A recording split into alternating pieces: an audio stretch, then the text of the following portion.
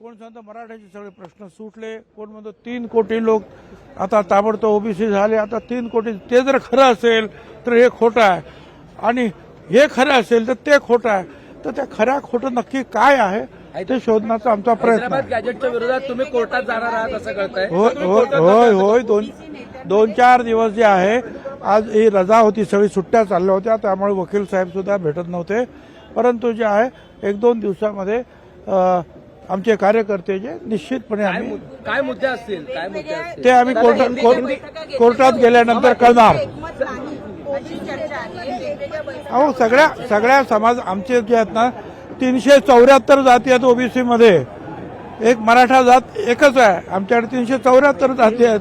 तर प्रत्येकाचे जे काही वेगवेगळे नेते आहेत, कोण चालू द्या, परंतु सगळ्यांचा उद्देश हाच आहे की ओबीसीचं आरक्षण कमी होता कामा. हिंदी में एक बार बता दीजिए की किस तरीके से आज बैठक. की जोपर्यंत दसऱ्याच्या जवळपास या जो आता जीआर घेतला काढलेला आहे त्याची अंमलबजावणी झाली नाही तर मी पुन्हा एकदा आंदोलन करेन. ते पाहिजे ना, सरकार पाहिजे काय. आता आंदोलनात जर करायचं असेल आणि सगळं घ्यायचं असेल तर ओबीसी समाज सुद्धा आंदोलनाला उतरेल ना. आता लहान गावागावामध्ये सुरू आहे, उद्या एकत्रित येऊन सुरू करू. हिंदी में बता दीजिए कि आप बैठक होने वाली है या फिर किस तरीके से बैठक होगी और क्या. देखिए ओबीसी समाज के जो है 374 जनजातीय है, और दूसरी जो सारे जो अलग अलग कास्ट है, अलग अलग संगठनाएं हैं. तो सब लोग जो है, कोई मोर्चे निकल रहा है, कोई जो है भूख हड़ताल कर रहा है, कोई कुछ कर रहा है, मगर सबका एक ही जो है मांग है कि ओबीसी को दबाया न जाए. ओबीसी में दूसरे जो है बड़े कोई घटक जो है,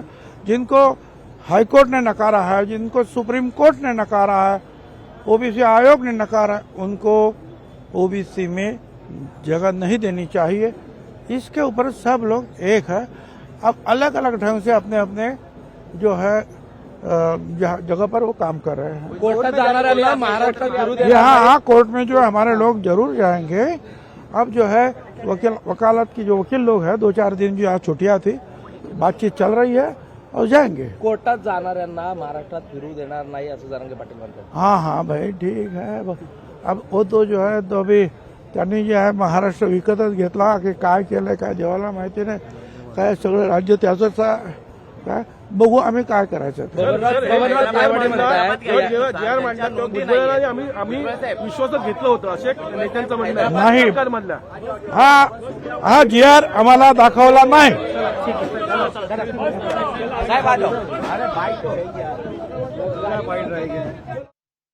दिवसामध्ये कोर्टात जाणार असल्याचं देखील आता भुजबळांनी म्हटलेलं आहे. जीआर मधील शब्दरचना ओबीसींच्या अडचणीची असल्याचं महत्त्वाचं विधान भुजबळांनी केलं आहे.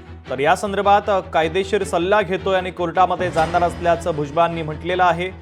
तर या जीआर संदर्भात कोणतीही चर्चा सरकारनं आमच्यासोबत केलेली नव्हती, जीआर आम्हाला दाखवला नव्हता हे म्हणतानाच भुजबळ आक्रमक झाल्याचे देखील आपल्याला दिसते.